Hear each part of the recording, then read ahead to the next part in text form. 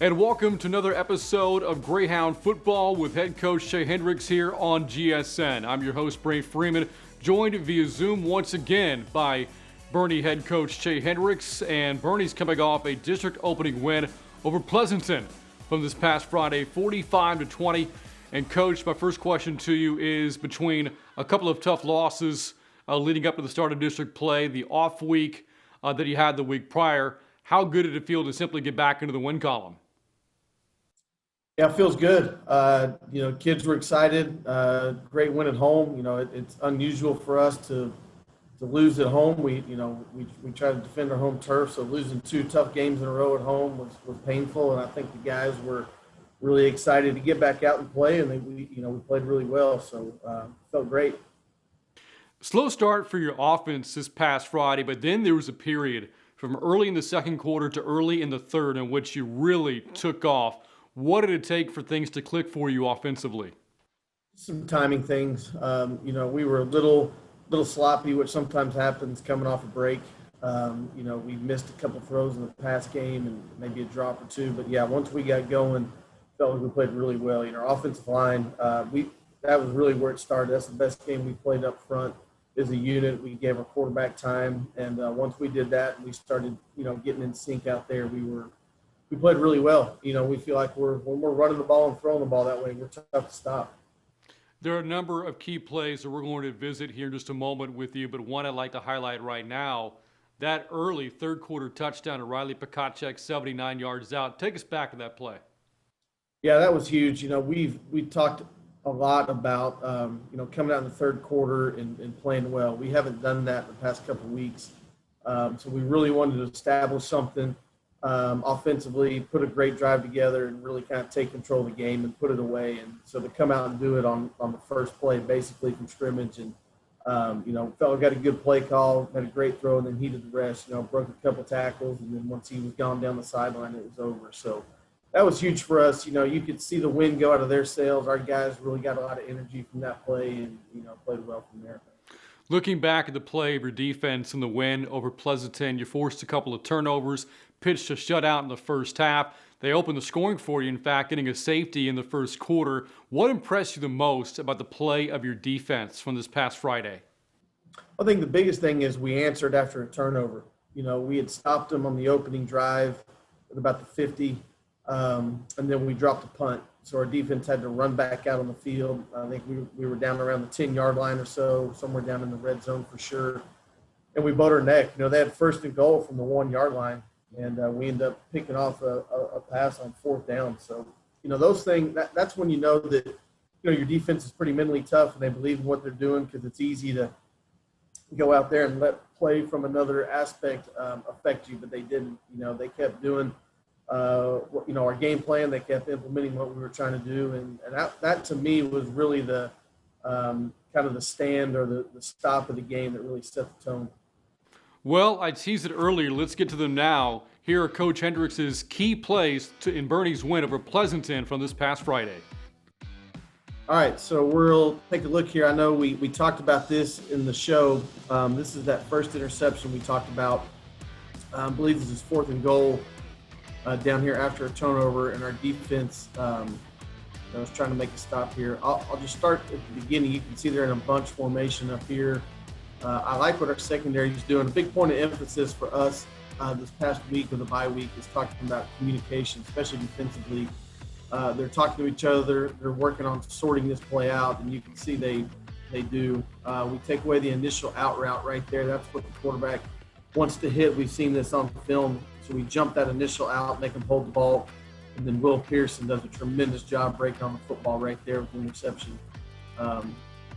Here's the only thing I'm mad with Will at. We were really hoping he'd score watching it on film. But anyhow, here he is again. You can see he does a great job undercutting the ball. Right there, I thought he was going to score. We were hoping if he stays outside there, I think he can get the quarterback blocked and actually get a score out of it. But that's why he's the DB and not a receiver. But anyway, that's how that goes. So great play by our defense, and again by Will there. This is something we worked on again in the off week. Had a lot of motion and jet sweep action, so we wanted to throw a pass off of it. Handoff there to Gardner Graves. I thought the receiver down here, Jackson Harper, does a great job of slow playing this and coming off the ball like he's going to block. Of course, we're doing a great job up here of sealing, and then it's wide open. All it takes is a split second right here for the defensive back to look in the backfield, and we're by him, and then he does a good job going and getting in the end zone there. Offensive line, getting a great job here. We get it sealed. This is Riley Mackerel. This is sophomore left tackle in the game right here, giving Jonathan Murphy, the senior, break. He does a great job right there. That's the key block, getting him hooked, which allows our jet sweep to get outside there. So awesome executed play. Feels good to see something like that you work on come to fruition like that. We talked about this play as well. Coming out of the third quarter, we really wanted to set a tone and make a statement. We played a little sloppy the last couple of weeks in the third quarter, so this was our first play. We thought it would work. We thought he'd get a first down, but Bukachik here makes a nice catch. First of all, Rashawn, great job, got a man in his face. He kind of slides his arm angle there and makes a great throw, and then Bukachik does the rest right here.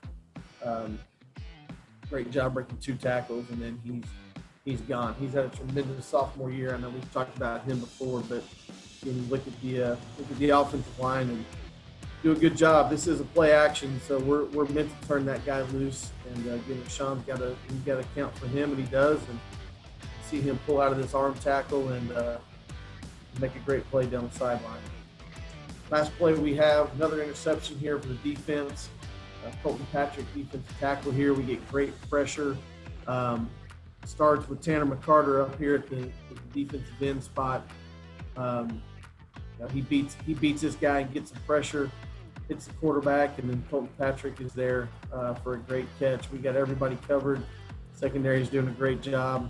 It's kind of funny at the end. I think he gets the face mask somehow out of it, but we'll watch how it goes. He used to be a running back, and I can't. We were making fun of him in the film room for not just outrunning the offensive guard there and running down the sideline. So we had a lot of fun with him and Will after these 2 interceptions, but he kind of gets swallowed up and then gets out of it somehow, and everybody stops. So kind of a weird finish, but anyway, that's his second interception on the year. So he has 2 picks from a defensive tackle perspective. So he's doing great down there. But those are 4 plays, 2 offensive, 2 defensive plays that really set the tone for us, and really proud of our guys and proud of our effort.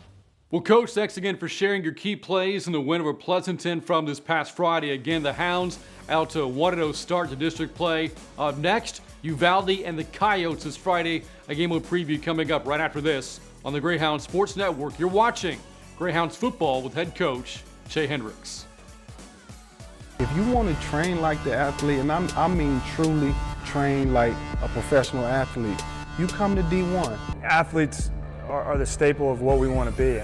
You want to be healthy, you want to be strong, you want to have a smile on your face, you want to be energetic when you walk into places and just have a presence about you. And so I think D1 creates that atmosphere, and they understand the opportunity they have in taking these individuals and making them better. D1 Bernie, the place for the athlete. This place is going to change the way I play the game.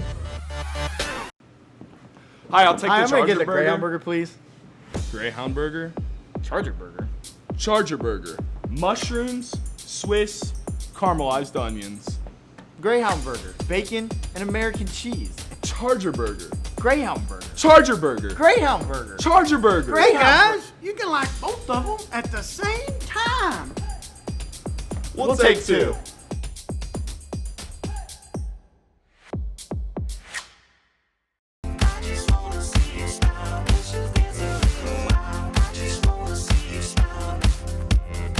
A whole lot of things have changed over the past few months, but some things have stayed just the same. Here in Bernie, Texas, we are still making your kids smile. You may not see that as easily with those masks on, but those smiles are just beneath. And when this all passes, and it will, you'll really be reminded of how we just keep making them smile. Thank you for your trust and support, and go Greyhounds.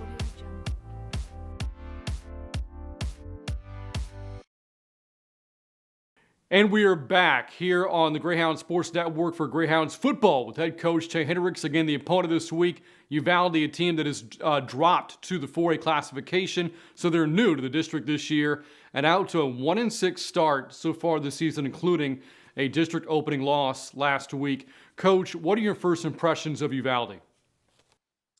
You know, they're getting a lot of guys back. They've battled a lot of injuries. They had some issues, I believe, with COVID. So they've gotten some players back in the last few weeks, and I think they're actually getting better. You know, their quarterback's a really good player.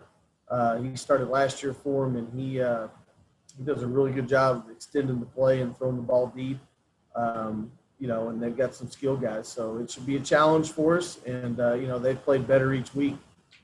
You mentioned the play of the quarterback. Donovan Davila has already thrown for more than 1,500 yards through 7 games this season and 16 touchdowns against only 3 interceptions. So has the ability to really make a lot of impressive plays without making a whole lot of mistakes. When looking at his play on film, what challenges does he present to your defense? He just moves around in the pocket so much and extends the play. And a lot of guys scramble to run. You know, he really scrambles to throw. And so that's what they make their biggest plays is you may have him covered initially, have a pretty good pass rush. He extends the play, and then a guy that was on a deep route, you know, comes back to him or vice versa. And he has great vision. He has the ability to find guys kind of across his body, kind of to the play side as well, and does a good job of getting the ball down to him, and he scrambles with his eyes up. So he presents a lot of issues for us for sure.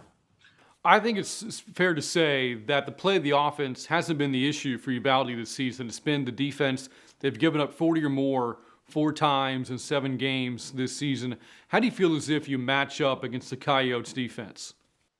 Well, you know, hope we match up well, and we hope we can do that. You know, we hope we can play well and take advantage of some things they do. You know, I feel confident about what we're doing right now, running the ball and throwing the ball. So if we can do that and control the line of scrimmage, then I think we could have a really good night. You know, if we can't block the 3 up front and they bring some pressure, you know, then they make it hard on people. So that's kind of what you get when you play 3-4 sometimes in a blitzing defense is if you can protect all that, you feel like you have some chances to make some huge plays downfield. But if they get to your quarterback or get him off his mark, it could be a long night. Coach, this is only a 5-team district this year. Again, you're out to 1-0 start. Uvalde is 0-1. There's not much room for error. Does it feel as if every one of these games, is there a playoff feel to it? I definitely think so. You know, we feel like there is, coaching-wise, we have a real sense of urgency. We've been talking about that message from the bye week last week was now, you know, our preseason's over and basically the playoffs start.